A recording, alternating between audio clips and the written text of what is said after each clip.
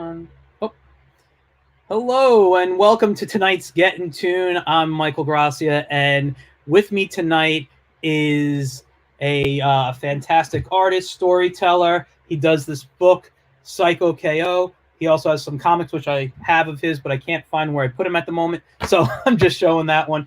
But we will get into everything. I want to bring on Rob Feldman. Hello, Rob. Hey, everybody. How are you? Thanks for having me on. Oh, anytime, man. I love your work. So I'm gonna bring up your social media here. So if people want to find you on Instagram and Twitter, it's actually at it's Feldman, and your website is cycoko.com. That's great. And everybody watching, you guys know how this works. I'm gonna be talking with Rob, and if you have any questions, drop them in the comments. So Joe Ryan, one of our regulars, is looking forward to this interview. He already said that. So I got to be honest, so am I. I love talking to this. Just before we get started, I'll just say I met Rob, I believe it was last year for the first time officially. We followed each other on social media, and I think maybe commented on each other's stuff. Yeah. But I met you at the Great Philadelphia Comic Con last year. Right. And I got your books. And unfortunately, I can't find the single issue books I have of yours right now. Yeah, no, that's okay. But I have this great piece, which is it's the story with it's what, an activity book too, right? Right. Yeah. The coloring and activity book. Yeah, that was the first one I put out. So we will get into Cyko and how you came up with him and all that great. The story here and all that great stuff. But first, let's get into a little bit of your background. When you were a kid, is that when the drawing started for you, or was that something came later in life?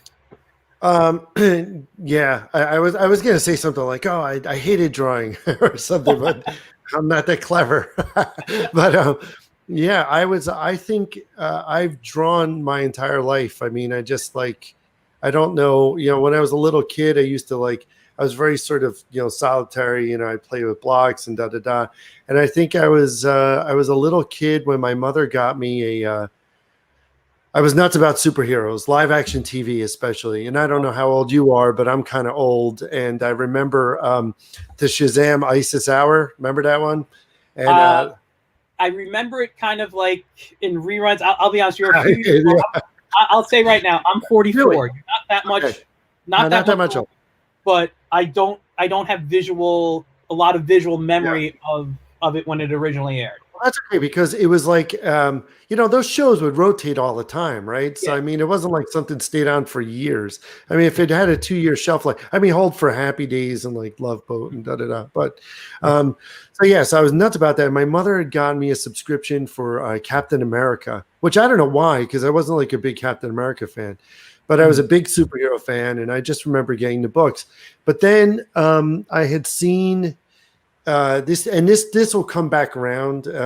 I had seen at Walden Books. I don't know if you remember Walden Books. Oh, I remember. There's a bookstore. They had a Christmas special, and it was like there was a point of purchase display that had two Marvel books side by side, and on one it was the Marvel Superheroes Cookbook, and then on the other one was How to Draw Comics the Marvel Way.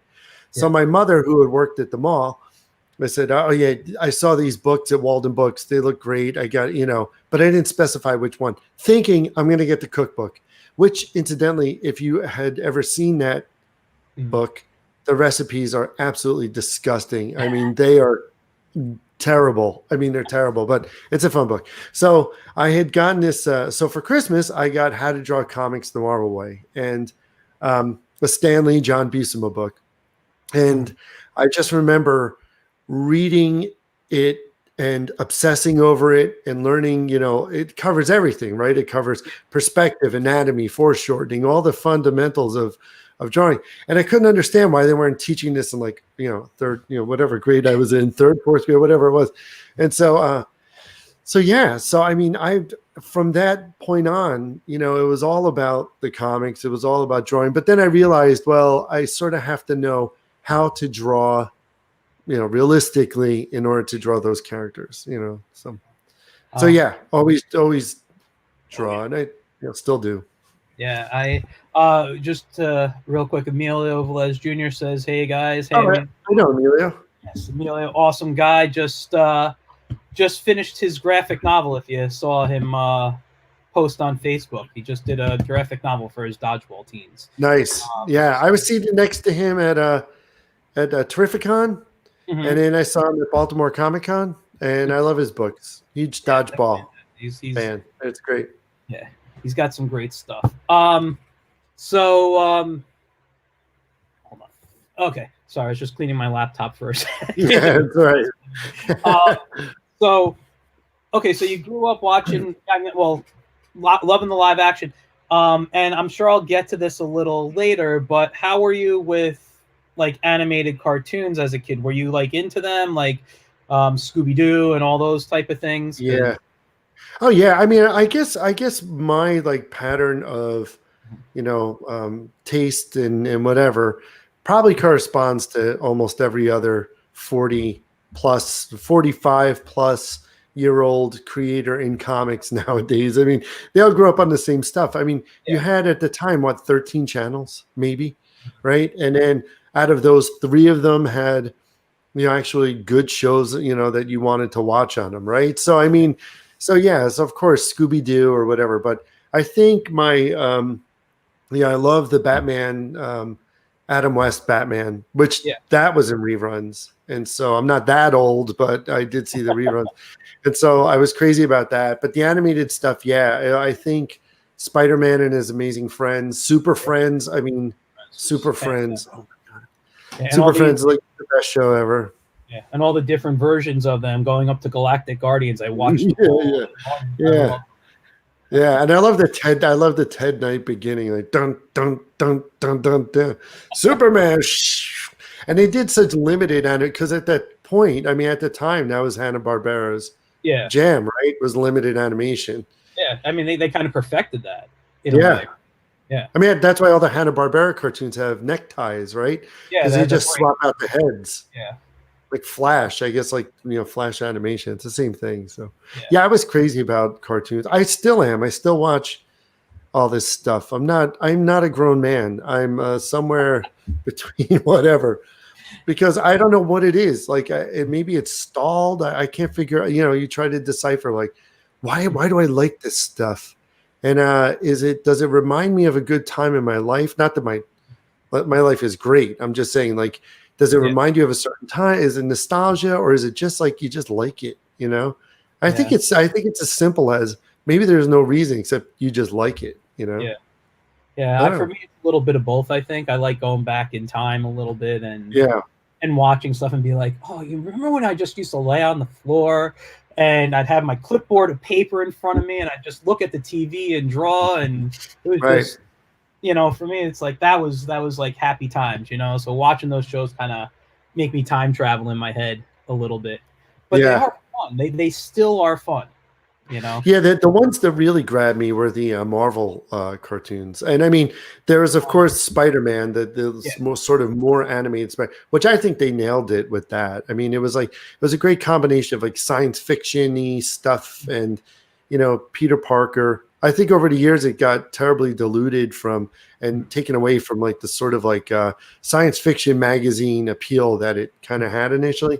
But the Marvel cartoons with like the Hulk, when Captain America throws his mighty shield, like that choppy zero graphic. Yeah. It's terrible. I'm sorry. I was going to say they're all on YouTube, and every now and then I'll like put it on my phone right before bed. I'll just watch one of those like 15-minute episodes or whatever. And and those were real. They were taken right from Kirby's art, right? So, I mean, all they did is brilliant. Like, how do we get cartoons? And so I think, part of the magic of the internet was recreating that, in the early like 2000s, early 90s, whatever.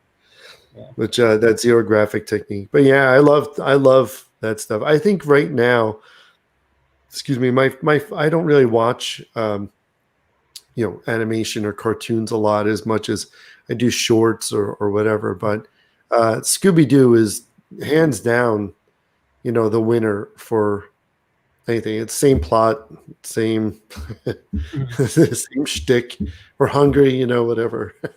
Stop eating. How much can somebody eat? Well, I can eat quite a bit and nonstop.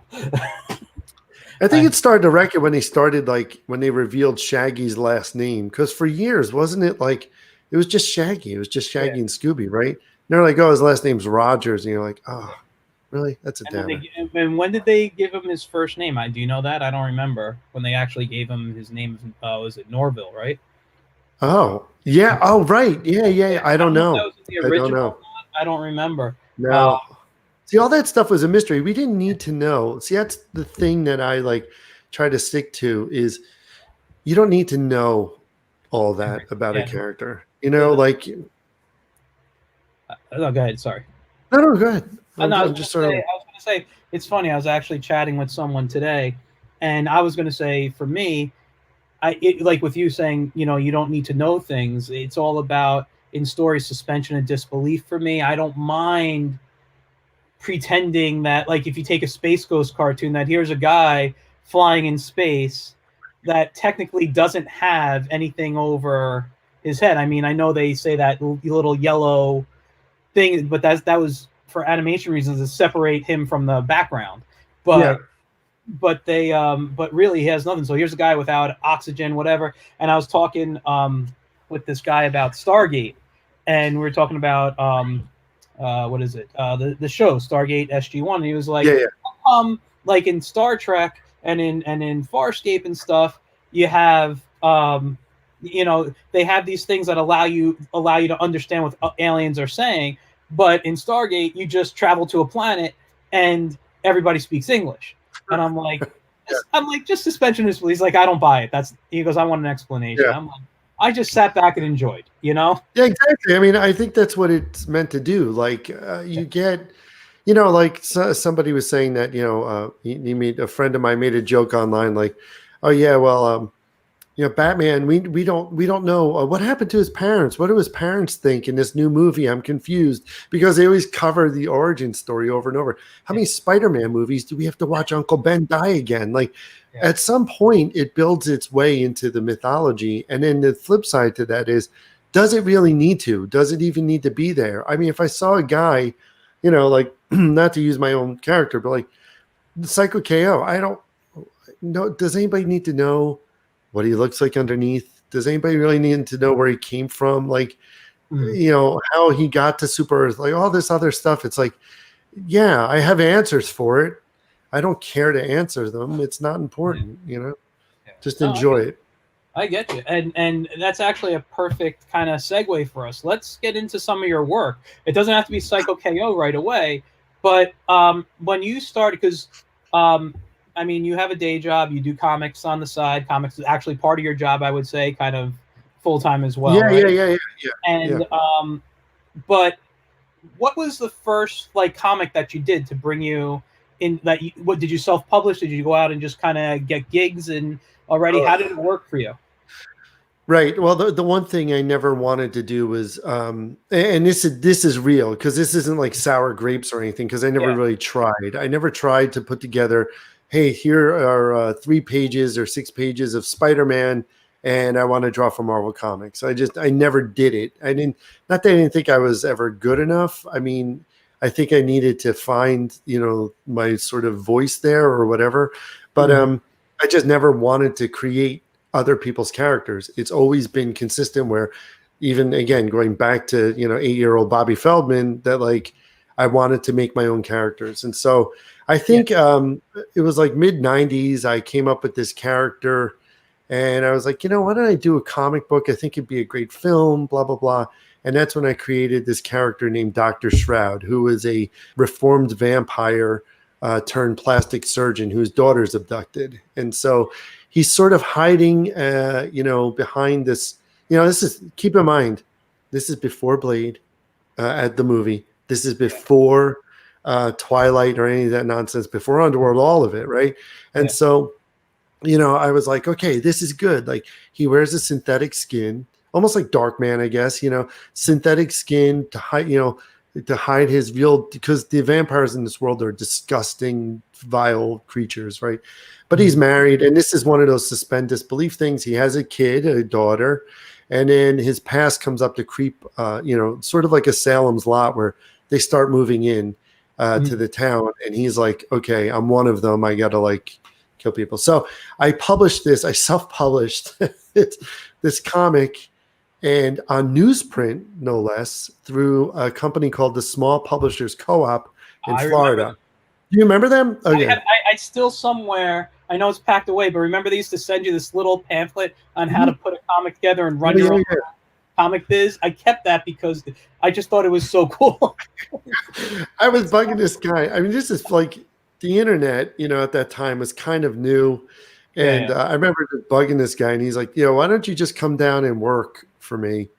And I was like, yeah, I couldn't really, I should have done it. I think it would have been a great experience, but whatever. I'm not a printer like that. I think he was looking for free labor. But so I published this book. I did about 500 copies. And then I like moved around, and then I met Roland Mann, who turned out to be a very good friend. And he ushered me into like the whole Comic Con world, which I was like, I didn't quite know, any of this stuff. And he was kind enough to show me the ropes, so to speak, because he was a former Marvel editor and a writer and and he has his own company. So anyway, so I surprisingly over the course of like whatever a year, but I sold the majority of the copies through zines and stuff. So I did a second issue, then I did a third issue, then I did a fourth issue. And at that point I was like, you just do it for the love. And then at that point, stop me if this bores you, but someone introduced me to Flash animation. So that was like a big thing. And I was like, well, I could take my comics online. And that's what I did. I learned Flash, and then I started uploading all the animations to Newgrounds and newgrounds.com, and got kind of a nice following there, which was nice. And I did quite a number of different shorts on there, which are still on there. And it got upvoted. I made the front page a few times. This is, again, pre-YouTube stuff. So that's how that all started. And then it was optioned for film. And then that's when all the other stuff started, which is like, it was kind of cool, but it's optioned for film. Then I went to mobile. I was one of the first mobile things. I was really deep into technology. I kind of still am. I shouldn't say deep into technology, like in terms of websites and Flash and, learning programs and being able to deploy them. And I still am. I'm now involved with some blockchain stuff and blah, blah, blah. So, so that's how I got started. But it wasn't until Cyko KO that I decided, like, let me do another print book, Okay. There's more, but I'm going to stop talking now. So No, it's okay. I'm enjoying the story because all night long. I'm just like, no, it's funny that you mentioned like Flash. I used to do a lot of Flash animation early 2000s. I still actually love. It's now called Animate, but I still love the software. Yeah. I think you can do some really nice stuff in there, and they've upgraded it really nicely. I don't use it. I still use CS55. You still use CS55. That was a nice time too. I think I never kept it. I've upgraded all this stuff, so I'm on the I'm on their cloud account there, and I have all the Adobe software. And Adobe killed Flash. They killed it. But anyway, it was better when it was with Macromedia. You think? Yeah, I think it was on a better trajectory. But I just read the history of the goings on behind the scenes of that, and I think from the get-go they were looking to sell, and that was the whole idea, as it is with any business, right? You build it up and then flip it. Yeah. But I enjoyed the Macromedia years a lot. I've used. I don't even remember how long I've used it for. Since the late '90s, I've been using it. Yeah. All my comics are done in Flash. Everything's done in Flash. I was actually going to talk to you about that, especially when we get to Cyko KO. That because I remember you telling me. I remember talking to you and looking through your books, and saying how I feel like I'm reading an animated cartoon, and you said, well, that's because I draw everything in Flash, and you set everything up like an animated cartoon. And Yeah. I'll be honest, since you've told me that, and this is what, a year ago, I've actually thought about going that route because I have a background in animation too, and I've thought about that in the past, Yeah. and I've never done it. And then I Yeah. see how well you've done it, and I'm like, Oh, thanks. wow, maybe that's something I would it save me time? Would it, Yeah. Yes, it So would. yeah, It absolutely would. I mean, you could take an entire 24-page comic. I mean, there is a frame limit, and there yeah. is you can't handle bigger files like Photoshop can. But Mhm. when you think about the idea of scenes and keyframes and Yeah, being able to, manipulate your files and through symbols and stuff, it's yeah, way easier. People don't even understand how easy it is. yeah. And you could also, I mean, that they're symbols. You can also just kind of copy repeat. So backgrounds are so much easier, Right. and you just export it as a high res image. What do you do? JPEG or PNG? How do you do it? If you don't mind me asking. Yeah, see so therein lies sort of the problem with this is that if you export as a high res PNG, it's fine because it works out well. But then if the publisher needs it as a TIFF or it needs to be lettered, there is some conversion that you have to do after the fact. But luckily, you can batch process all that. So you say, give me Okay. 22 pages, batch process, export to TIFF. There is a technology piece to this that nerdiness pays off, Michael. Well, I may have to pick your brain one day if I decide to go that route. Oh yeah, fine. So we'll get back to this because I know that was kind of an intro to Cyko KO. But before you did that, you were doing the Karate Comics. Is that correct, or is that? No, Karate Comics came after, like this year, in fact. Karate Okay. Comics, yeah. Then let's talk Cyko KO. Then we'll get to Karate Yeah. Comics after. Sounds good. Sounds good. Try to keep in order here. So, all right. So for those who've never read your, and by the way, we got a guy here, Van Ryan. Van's a buddy of mine. Hey, Van. Okay? How are you? Last name, but he's watching from the Philippines. Thank you for joining us. Van's a great guy. He's awesome. A good friend, and he actually we work quite a bit together. So cool. Great guy. Good dude. Awesome. And you guys remember, if you're watching, have any questions, feel free to just drop them in the comments, and I'll be happy to ask them. So getting to Cyko KO, for those who are unfamiliar with Cyko, can you give us a little pitch and then maybe a history on how you kind of came up with them? Yeah, so Cyko KO, he's Super Earth's biggest superhero, basically. And he's from Earth, but he's sent 28 million light years away to protect Super Earth against giant monsters and crazy characters and stuff. And while there, he meets Peachy Keen, who's sort of like his guide / girlfriend ? And their pet Meemop.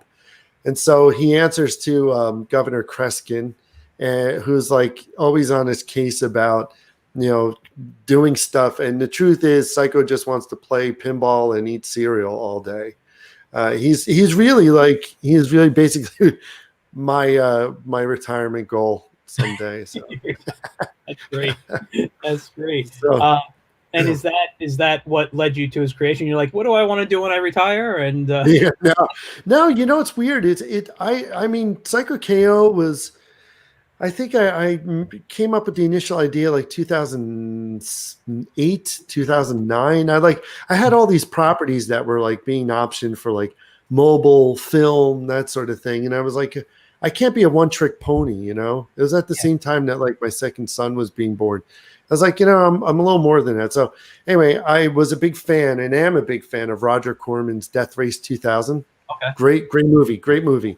And so I was like, I want to create a character like that who rides a motorcycle. And that was it. Yeah. And I was like, well, what am I going to call him?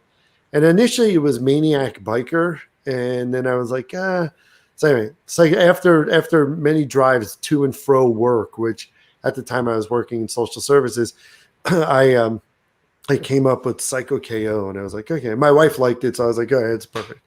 But I didn't really, it was until 2015, I didn't really do anything with them.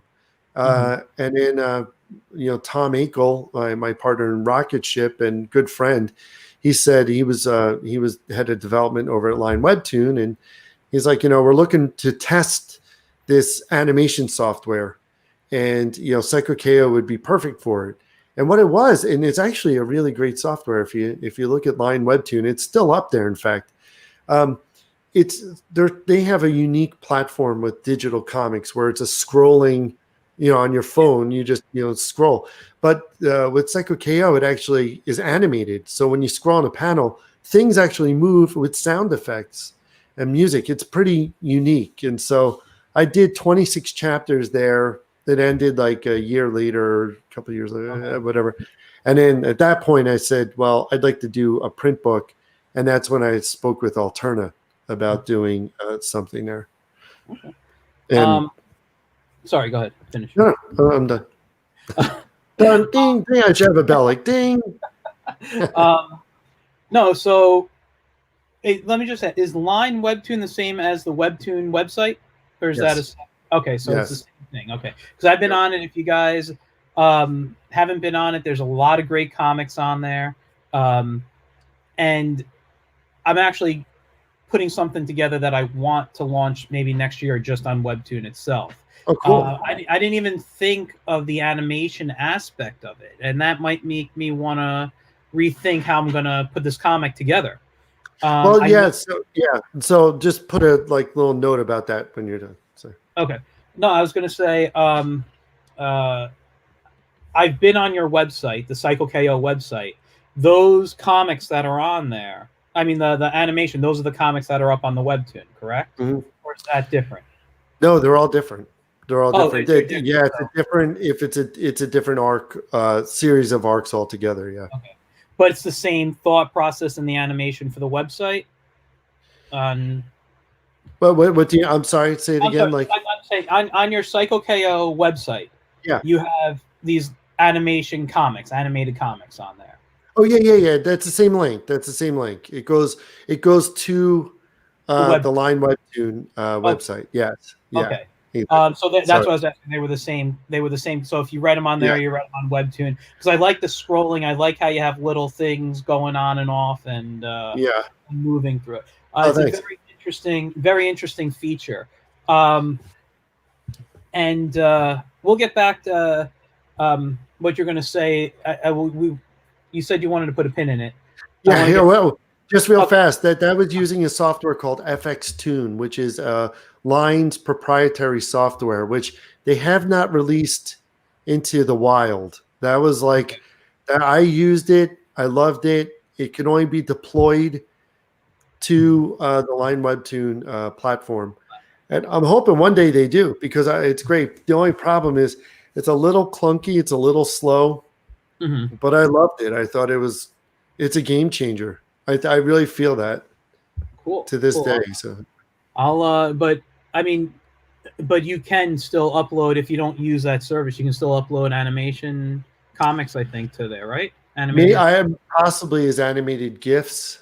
Yeah, they might allow animated GIFs. This actually you actually constructed the animation within the software. It was laborious. I mean, there was one a week, and there were maybe about anywhere from 25 to 30 panels. Wow. So basically that's how many pages was that? 5-6 pages, right? Mm-hmm. So that's what sort of taught me to say, okay, well, how do we do this in an expedient fashion? So you have to treat it like an animated process, storyboards, backgrounds and stuff like that. So I had a little bit of help there from the Frame Brothers, and then Van his company did some of the backgrounds and did almost all the backgrounds for Cyko KO. So that's awesome. It's fun. It was fun, but lots of work. Anything worth doing is, right? Uh-huh. Okay, we got a question here from Joe Ryan. He says, hello, I'm a freelance illustrator and fellow comic creator, self-publishing my own comic, My Life with an 80s Girl, which I hope to create into an animated series. I'm looking to break into the animation industry as a character designer. You being a producer, what is your number one thing you think a solid portfolio should include to break in, as well as what do you look for in scripts for original animation? Any feedback would be most appreciated. Thanks. Yeah. Oh man, that's cool. Hey Joe, how you doing? Thanks for the question. Yeah, I mean, what do I look for? I mean, it all depends what you want to do. I mean, if it's storyboards, obviously they would have to be solid storyboards. I know that in comics they say, it's got to be a recognized character and da da da. I mean, if you're talking storyboards, it's got to make sense and it's got to look good. I mean, I know that sounds really sort of simplified, but I've had people submit storyboards that I will look at it and say, I don't even know like what that is. If I can look at it and it makes sense and it's a story and it's dynamic and it's a few pages, that's perfect.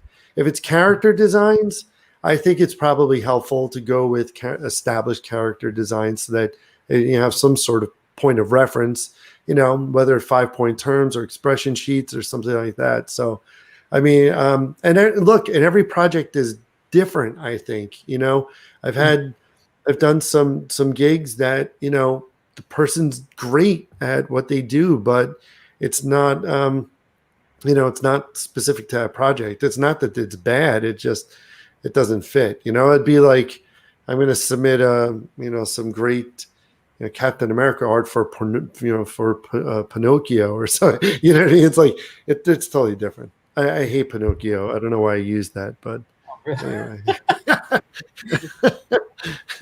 So, but yeah, I mean that and then it doesn't hurt to make those connections on LinkedIn. If you have a strong portfolio and it's something you want to do, I mean, the fact is the people that have done work or that we've worked together on, I knew them. They had a strong track record of performance and, they're accessible. I haven't done a whole lot of projects, so I can't really, I'm not the end all be all voice. I'm just saying for the next project, I probably know what to look at or look for. So I don't know if that's helpful. Oh yeah, and what's the other as well as what do you look for in scripts for original animation? Yeah, I'm probably not a good reference there to look. I mean, I'm gonna tell you that if it's something that's again good and moves, if it's fast, if you're sitting there and you're realizing what you like anything else, you're realizing what you're reading is not going forward. It's probably not probably not for me or probably not for whoever, I don't know. That's the basic advice I can possibly lend if I am of a position to give advice. I don't know. I think you are. That was great advice. So what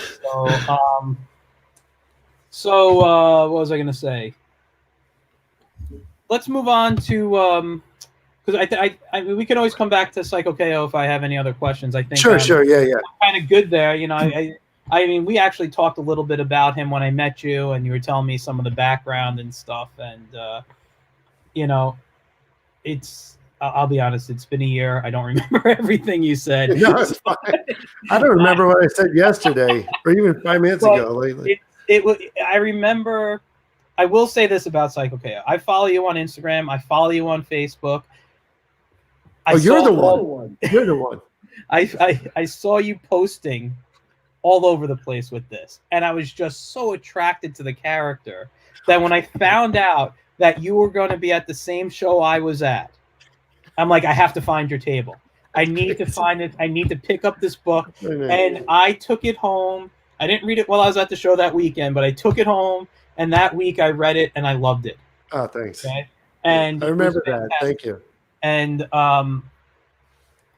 the artwork, though, to this day, still is what draws me into it. Like that animation feel, like, I mean, I can look at anything in here and I see, like even this scene right here, where he's being shaped by him. That's like so Scooby-Doo. Yeah, right, exactly. Right. It's funny. I'm always blown. First of all, thank you, because I'm always blown away by like, when people say I like your art or I like this or whatever. It's not that I'm like I don't play being like sort of like insecure, but I'm not like it always surprises me. So I'm always appreciative. So thank you. But I mean, it's an easy character to write because there's a lot of reference material. I mean, those shots are not new. And I remember, like, part of this is, the Frame Brothers sent me some shots and whatever, and I'm like, okay, that's good. Let's roll with that. So because it's a 68-page book, so it's one of those things where you have a deadline. It's they're a lot of work. So I treat all these comic books as a an animation process. As I said, so it's. I'm sorry. No, go ahead. Finish. A lot of reusing. There's a lot of reusing. Yeah, and I was going to say that's a smart way to work. I think a lot of people, especially who are independent artists, who are trying to self-publish. Somebody like Joe, who, by the way, said, "Thank you for much taking your time to answer my question." Man, you're welcome. Thanks for watching. Much appreciated. That's awesome. It's a great, if you understand the animation process and going from taking a character, the script, breaking it down, doing the storyboards, even if it's creating an animatic, or if you're going to a comic, maybe skip the animatic portion and start, taking that storyboard and just building it up into a comic, and using something like Flash or Adobe Animator, where you have that ability. Number one, everything's in vector, so you can constantly scale up or down, and exactly. Yep. you got no worries about losing any form of resolution. It's just such a smart way of working, and I really think that's fantastic. And again, me having a background in animation, kick myself for not even saying, "Let me try." Try that. But I know and that's funny. I don't know necessarily if I would have arrived at that had it not been for the gig at Line Webtoon, because it forced me to be resourceful. It forced me to say, how can I like speed this along? Because I hate. First of all, I despise drawing backgrounds. I hate them. They're just, I mean, how many times you can draw, and then the other side to that is, how many times are you going to draw the same character in the same like position and expect different results, or you know what I mean? So it's like part of it, Evan Spiridellis from Jib Jab early on said with Flash animation, there are 3 rules: reuse, reuse, reuse. So, I mean, I'm not embarrassed to say that I employ that actively, because as long as the story moves, as long as people are entertained, does anybody really care if the back of his head is the same as the previous panel? No, like that's ridiculous. Do you get upset at cartoons for doing that? Because that's what they do, So, yeah, it's just a way to work fast and crank out the work, And that's the thing. You meet deadlines quicker. And like you said, crank it out. Just you get your stories done, move on to another project, and right. I'd rather create a lot than have it to be. It's the same thing. If you looked at the sort of animation on Newgrounds, I'm not promoting that. I'm just saying, like, you could sort of see that, like, my focus is creating the work and getting it out there than having some sort of, grand opus or something like that. I'll have to check it out. I haven't been on Newgrounds and I don't even know how long. Yeah. There a lot. I submitted things. I don't know if my stuff, if I took it down or not, but I've had stuff up there. So yeah. I know it's alive and kicking. I know that, and that coloring book was nominated for a Ringo Award, which was kind of cool. And I didn't win, but DC Comics won. But I was up against Dave Pilkey's Dogman, which in itself is a feat. Awesome. Yeah. So I don't care. It's on the company you keep. But yeah, since that book, I had 6 more issues come out, which are on that newsprint. So.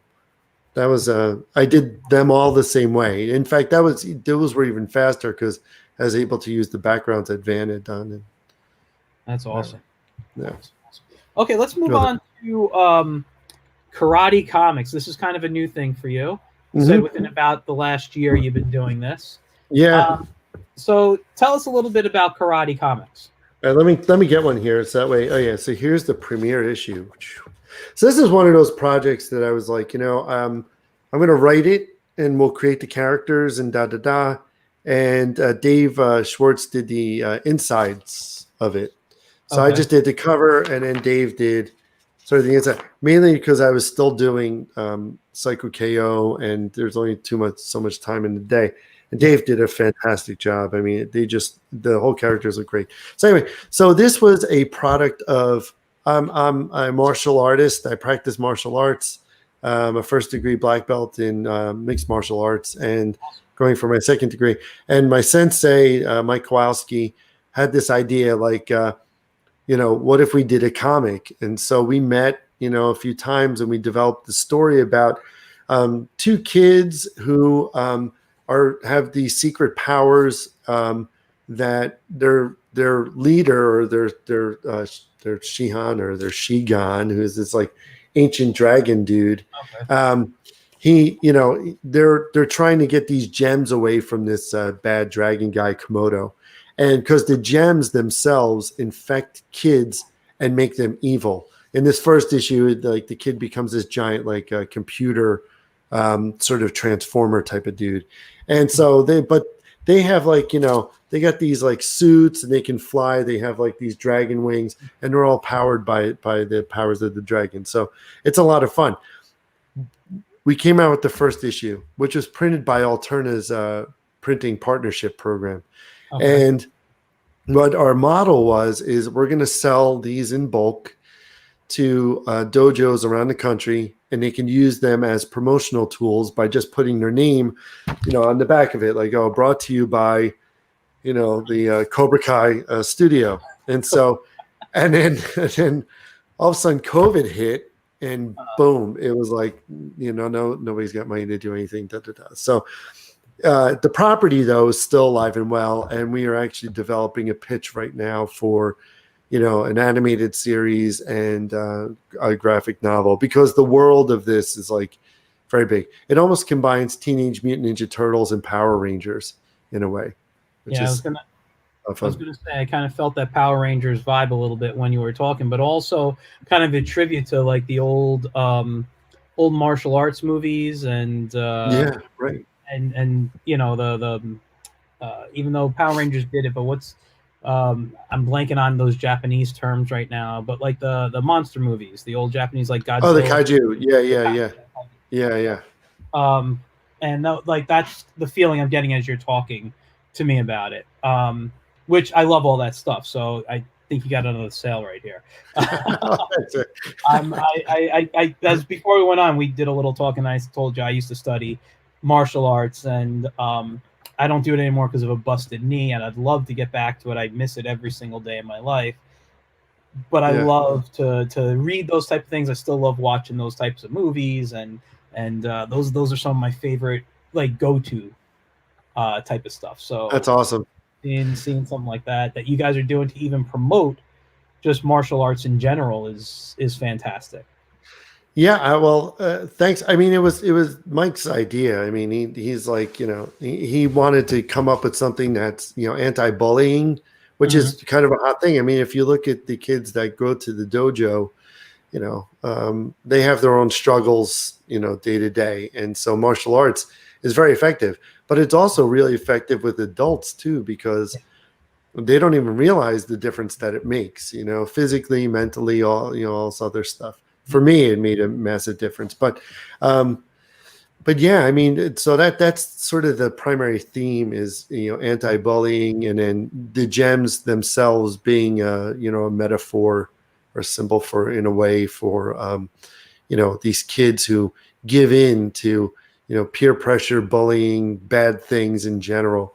So it's Zozo and Ziggy are the two main characters, and they're always trying to remind these kids, not to do it. And the ultimate, if you get the gem, so that's the other piece to it, is like the gem is a collectible thing. So it's a lot of fun. I hope to do more of them for sure. That'd be fantastic. And I just already see just marketing in my head of this book, and toy lines, and see like just talking to me about jets and all this stuff. I'm like, oh, I can see toys. I can see this and all these different things. I mean, that's fantastic. Hold on, we had another comment though from Van, who said, "I have a copy of Cyko KO. I love the artwork very much. Rob is an awesome artist." Thanks, Van. You're nice. You should see Van's animation though. He has a studio in the Philippines, and it will blow you away. He's a really, really talented guy. Cool. And a nice guy too. I will be looking up his name on through social media so I can find his company and find his work and stuff. So Yeah. Oh, cool. Yeah. Good yeah. deal. Anytime you tell me about somebody tells me about animation or a book, I always keep these little index cards next to me here, and this is kind of my notes. Oh, But I nice. write stuff as people tell me about it too when I'm Yeah. on. I have a piece of paper somewhere on the other side of the room. When I interviewed Keith Griffin, he was just telling me a bunch of books that I should be checking out. I'm like, oh, okay, okay. I'm like, slow down, So, Just, uh, just send me an email. yeah, exactly. So I still have to check out those books. I mean, I've my funds on buying books right now are kind of diminished. I just spent a bunch of money on, I don't know, you can't see them behind me, but That's hardcover yours. Peanuts books from the Peanuts collection, some hard-covered ones. Oh, nice. And I've always, I don't have many of them, but I now have 6, plus Nice. the Dell archive of Peanuts. So Oh, cool. Wow. Wow. that's That goes way back, right? some Yeah. good stuff, though. I mean, I like to read. I've always considered myself more of a strip guy than a comic book guy. So I Okay. always love strips, but I love books too. Don't get me wrong. I love them too. But I just, when it comes to reading these days, I find myself going more towards the strips than I see going towards many books. Something has to stand out for me. So, and a lot of that time is more indie creators, which is one of the reasons I try to bring more indie people on this show than I do of bigger names. If you know, Yeah. because I want to help promote the indie world and these books Right. that people may not know about. And I want to get them in the hands of people because they are just good. These people are creating. There's so many great things out there that people are Yeah. creating, and no one knows about them. Yeah. You know, I know it's so crazy. I know there's yeah, we're starting a sort of online Comic Con, which I'm going to be launching soon. So I'll let you know about that as all right. well. But Actually, yeah, I happy. know that I know it's really sort of, there's so much out there, and it's Yeah, so hard to like be visible, and there's a lot of good stuff out there that it's just, there's always that balance of, as you mentioned before, marketing and, talent yeah. is sort of converging. And when you're a one man operation, like a lot of us indie guys are, Yeah. it becomes hard work. It becomes taking time, a lot of time, sometimes more time on social media and emailing people rather than doing the artwork, which is what most of our love is at. Right. We'd It's a rather be, hustle. yeah. So You raise a good point about the comic strips. That never, I like comic strips. How come I never really, I should explore that more. Yeah, the idea of a comic strip. the idea of the comic strip with Cyko KO or No, I don't know. I mean, I'm developing another idea now. I mean, I'm sort of focused on the kids' graphic novel yeah, arena, because it's like, it's sort of, so I have this idea that I'm working on now, but it never dawned on me to do it like as a comic strip. I don't know. Might be yeah. a thought. The kids graphic novels though, that's a huge section. That's like any publisher, that's what they're looking at these days, I think, more than anything. I'm finishing up a children's book. I've been working on it for a while, thought it'd be done by now, but life got in the way, and I'm hoping to finish up in the next Sure. week or so. But even that if I tried to pitch that to a company, from what I understand these days, I'm going to have a lot harder a time pitching a kid's picture book. It's very, because it's like pre-K to like second grade, early reading, but a lot of just fun pictures.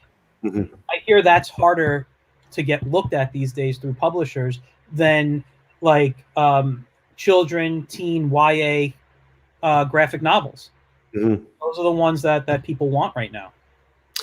Yeah, I mean, when you look at comics, I mean, you could sell, $10,000 comics or whatever it happens to be, versus it's all distribution, right? So, I mean, the distribution system for kids' graphic novels has been embraced by libraries or librarians Exactly. who, they check these books out all the time and blah blah blah. And so, I was talking to a few people, John Gallagher, who you might know. I He's know. got a book coming out in October called Max Meow, I believe through Random House, Scholastic.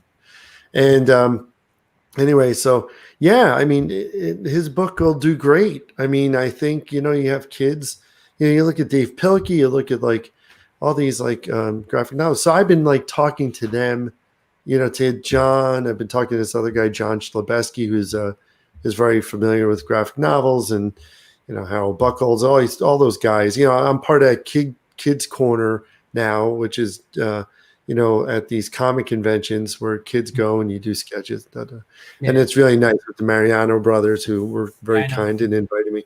And so, yeah, so that sort of has my focus. I don't think Cyko KO is right for that crowd. So I'm developing something new, which is sort of a Max Fleischer type of concept, but based on my experience in retail at Caldor when I was a teenager. So I haven't heard that in a while. Caldor, your everyday discount store. I worked there from 87 to 89, maybe. No. Wow. Yeah. Man, it's good times. But the characters are not me. I mean, they're just, well, maybe, but yeah, they're it's almost SpongeBob-ish in a way. You know, they get a boss, and then it's called Everyday Savings, because the idea is that they have to save the store every day. And this first one is like you know, it has to do with some video games and stuff like that. So it's kind of written. I'm just doing a pitch now. So Okay, that's awesome. yeah, That's awesome. so kids graphic novels. It's the market. Yeah. I think that's where everybody goes. All these old guys go to. I think so, you know, but I don't remember if I read an article or watched a YouTube video about Darwin Cook, and how he always would say to companies, you need to kind of rebrand and go to the all ages model, if I'm remembering what he was saying correctly. And I know it's because, you know, he wanted to get like kids into comics. And if you're writing for a 35-year-old, 40-year-old man, you're not writing for that 10-year-old as well. Right. That'll like the same stuff. And I just, and I mean, he's one of my all-time favorite like comic artists. I love Darwin's work. Oh, he's great. Yeah, he was great. Yeah. And, you know, and I'm not one to say that's right or wrong for any company to do, but as an artist myself, I always thought that all ages kind of kid-friendly type of market is, I don't know, I don't want to say ripe for, you know, but it's it's you know, it's sometimes, or at least at one point, it was an empty market. People weren't making comics for kids, and I'm like, I loved them as a kid. Why don't we have them for kids? And that was kind of the reason for my path of doing these kid-friendly all ages comics, and is because, you know, I wanted to make something that I would have wanted as a kid, you know. Right. And I mean, it's the other piece to it is that it's smart business. I mean, you know, I used to work for Fangoria, and that was one of the biggest questions is like, all right, well, the majority of our audience is older, and they're going to age out. And then once that it's almost, you know, it's just that audience just goes. And then, so unless you're continuously you're reaching a younger audience. I mean, you have to get these kids like little Bobby Feldman when he was 8 years old, or however old I was when I saw the first How to Draw Comics the Marvel Way. I mean, how do you get them? And I think graphic novels, the kids, they have the answer because the distribution's there.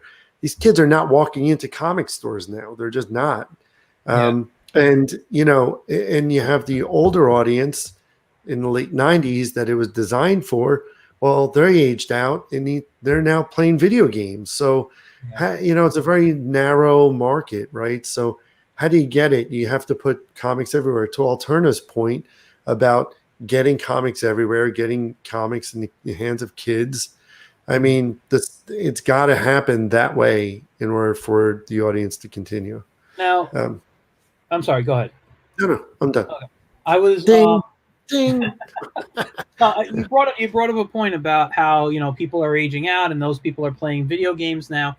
And as you know, we both make comics. We do, you know, I'm not a gamer. No, me neither. But, you know, let me just ask you this, if you have any thoughts on this.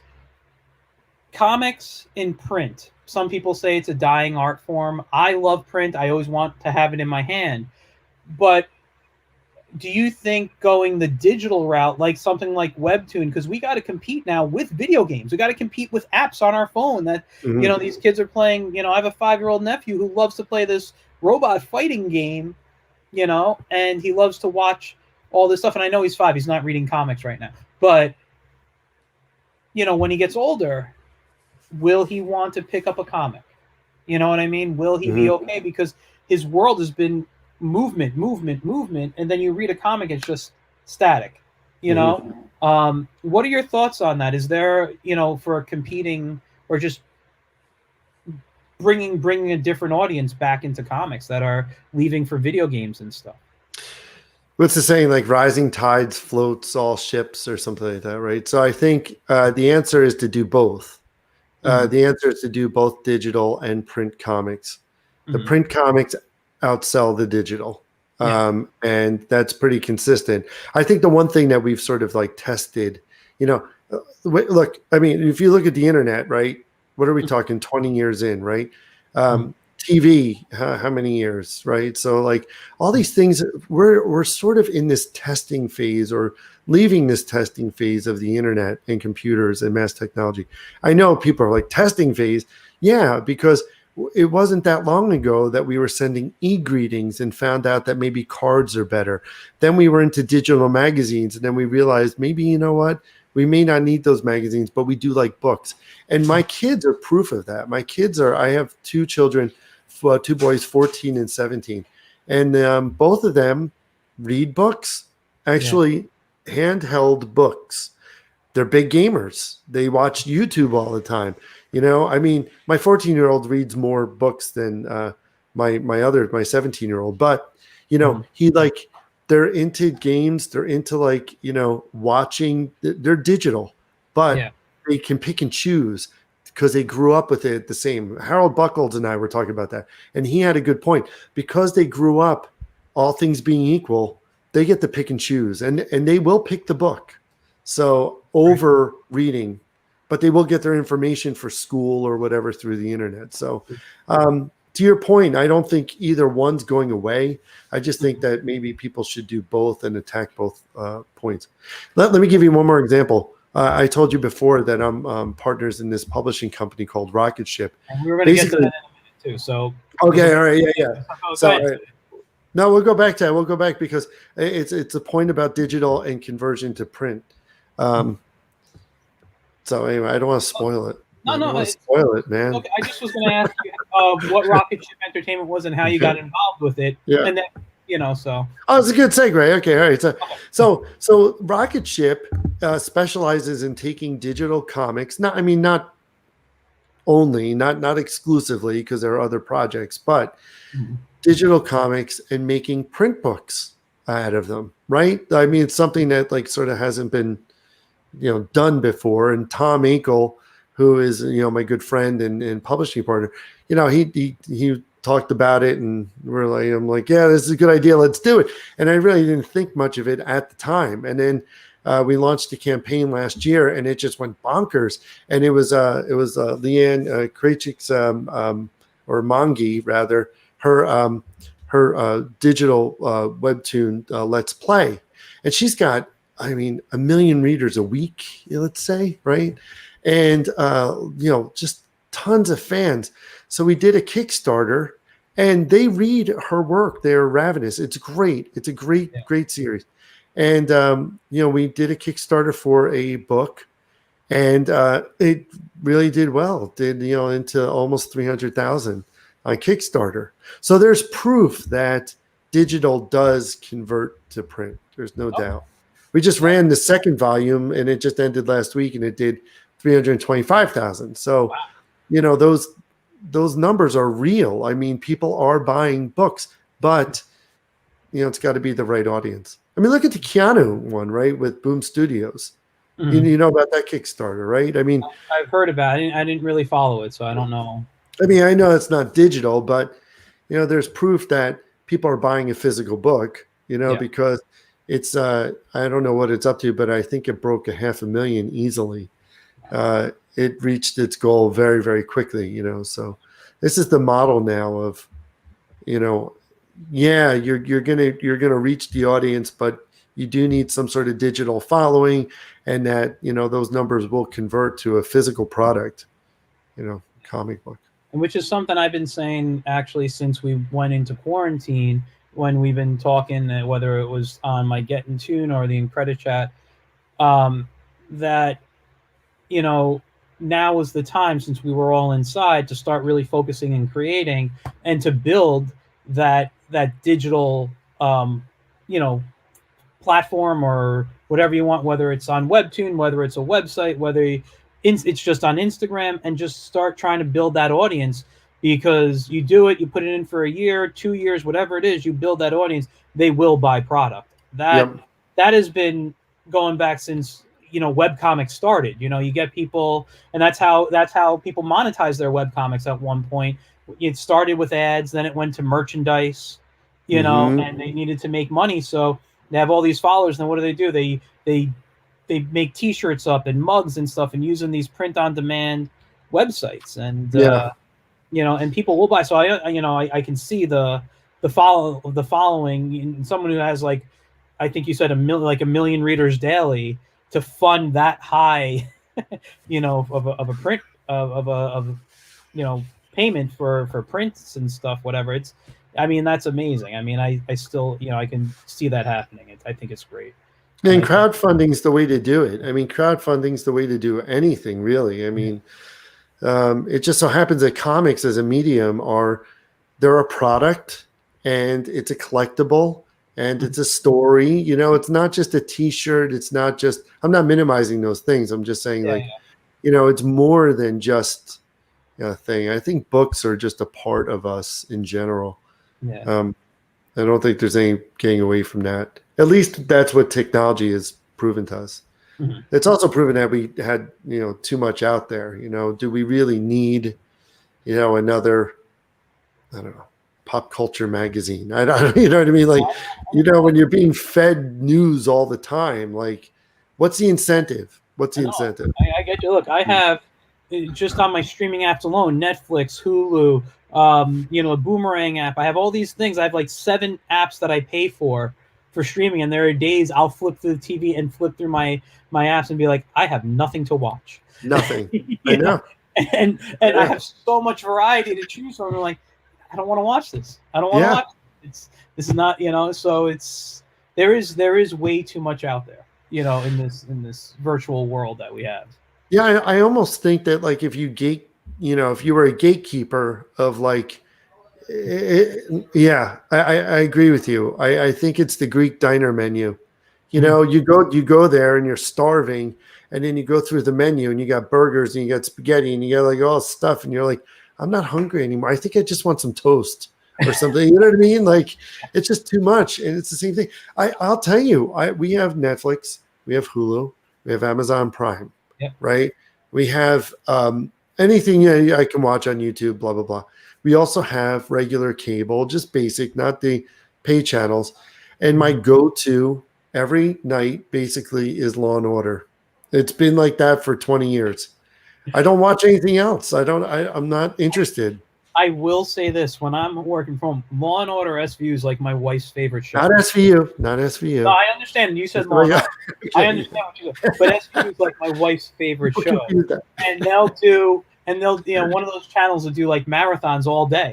Yeah, yeah. We TV. Yeah, and we'll go, and I'll sit down, and I'll come into the living room where she's, you know, she's still working virtually from home, and she'll have that on.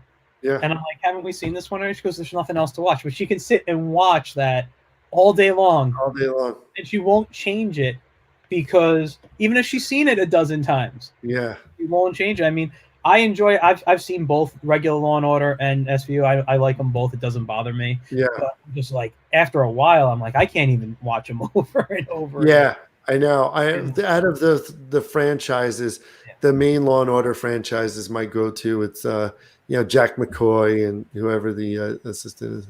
Yeah. But yeah, SVU doesn't really.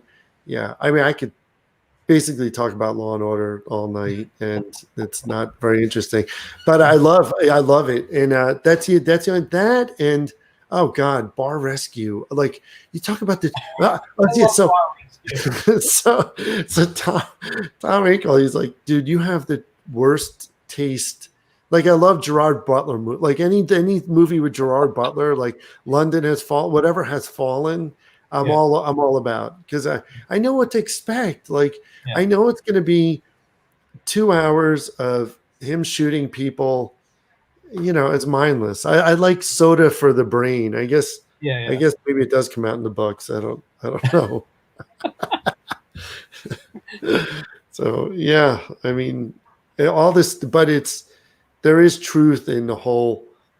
You put something digital, it will convert to a product, because at the end of the day, you have to sell something. Ad revenue is not going to do it. There's no way. I mean, I think Line Webtoon compensates people pretty fairly, but just in general, I mean, you have to be able to sell something. Yeah. No, I don't disagree. I mean that you know, we can't give everything away for free. You know, we do it as artists to build that fan base, the whatever you want to call it, so that, you know, a few years later, you know, after building that fan base, we can sell other stuff to them. Right, exactly. Right. I mean, I tried that early on with Newgrounds with Dr. Shroud. And, you know, I had an action figure and some T-shirts and stuff like that. It's sort of a hard sell, because the idea is like, you know, here's free content, and then you want them to buy something. And there was no comic book. I think if there were a comic book, I think it probably would have done well. We had a DVD, but I don't know how well that. I'm gonna have to look on that. You said that's on Newgrounds, Dr. Shroud. Yeah, I mean, look, you're going back 20 years. I mean, so the animation's clunky. You know. That won't bother me. I look for. I want to see what you did with that stuff, because I wasn't familiar with Dr. Shroud. So, you know, I'm you know, I know Cyko KO. Now I'm familiar with your Karate Comics, which I'm going to be very interested in when they start. I'll send you one. Yeah, I'll send you 10 of them. Yeah, I'll be happy to read all 10, even if it's the same exact issue. It will be.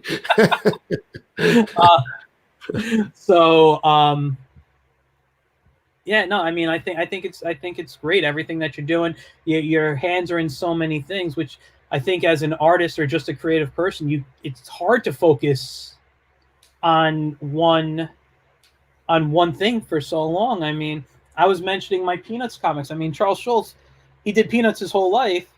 I mean, he was involved with the animation aspect of it. I mean, I know he had to approve everything. That was his deal. Okay. But he was able to have merchandise through the syndicate company made whatever, or whoever the licensing features. Yeah.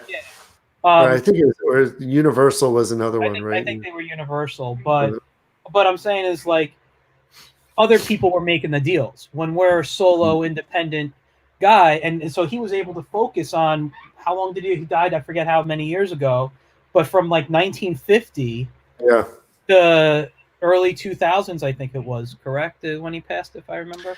I'm not sure, but I know immediately after the licensing went through the roof, because whoever was in charge of it, whoever was the heir, was just like, you know what, I've just licensed it, just take it, because I know he was pretty tight with that. Yeah, but I'm just saying, he had someone else that could work on that stuff. Us, you know, if he was like us these days at our age doing all this stuff, would Peanuts have been syndicated? Would he be working his butt off, you know, to just get it out there? Would he be looking for other, or would he be able to focus on this one story, you know, and one character? I mean, you've worked on 3 properties that we've talked about today in the matter of, you know, however many years. There are more. I have pitches out there. I understand that you have a lot more stuff out there. Yeah. But, you know, in the 3 things we talked about, you have more going on. You're out there doing stuff because you can't just sit down and be like, oh, I got free time. You know, I need to create, and that's. Well, this is interesting, because it was like, you know, for years it was only one idea. For years it was only Dr. Shroud. And it was Dr. And then I think what happened it's weird. I know this is probably going to come off as weird, but I had my son who was born, and then when my second kid was born, my second son, it was like, oh wait, I can have multiple ideas. That it's sort of like was running. My creativity was paralleling that, and I was like, okay, I can have more ideas. And then I just started like making stuff. I watched somebody on LinkedIn, saw somebody on LinkedIn. They said, the key to success is take one idea and develop it for the rest of your life. Just one idea. And I was like, I don't know if I believe that. I don't think I do. I think you take yourself and develop that, and then the rest, anything will come out of it. Right. I don't think it's one idea, because if you ask, like, I don't know, whoever created whatever the big property is right now, or big creation is, that's one of many. They're just throwing stuff out there. Surely you'll love some more than others, but I don't know. I don't think one idea is the answer. I think it's many. Yeah. It's like, can you imagine playing Crocodile Rock the rest of your life? That's your only song is Crocodile Rock. Like, I don't even think Elton John can perform that song anymore. Without, like, oh my God. Yeah. Crocodile Rock again. Like, the worst song. Anyway, I think we're going to start wrapping up just because of the time. Do you mind just hanging backstage for a second? Sure, yeah, of course, man, of course, yeah. Cool. I'm gonna wrap up. I'm gonna send you backstage, but before I go, is there anything you want to say to the audience? Or no, I mean, no. Just right now, I'm working on some stuff. I mean, I'm working on the graphic novel. I'm probably not going to be doing any more Cyko KO for a while, mainly because that well is dried up, and in terms of ideas, and I also don't want to jump the shark with that. So I'm sort of keeping that. Look for more stuff though of Cyko KO in the future, but for now, I'm working on the kids graphic novel pitch. I'm working on some other pitches, and then I am launching a novelty gag company called Feldco, which is going to be hopefully crowdfunding within the next month or so. We'll see. Cool. That's another. Well, then you'll have to come back on to talk about that. Yeah, that's a little nutty, but it's been in the works for a while. So. All right. Anyway, but thanks for having me on, and thanks for everybody who watched. That's pretty awesome of you. Anytime. Thanks for coming on. Cool. I'll talk to you in a minute. All right. Have a good night. You too. All right, everybody. Thanks for tuning in. Thanks for the comments. I want to say I had a great time talking with Rob. It's I always say this at the end of the shows because it is true. It's always inspiring talking to other creatives. It makes me want to just get out my drawing pad right now and start drawing. And I'm not going to lie, I probably will tonight. But I want to thank everyone again for tuning in. And next week we have Tim Jones coming on, who draws the comic strip Sour Grapes, and he also self-syndicates the strip. So he'll be very interesting to chat with. And I'll see you guys next week. Don't forget to follow Rob on his Instagram and Twitter at It's Feldman, and his website, CykoKO.com. Have a great night, everybody.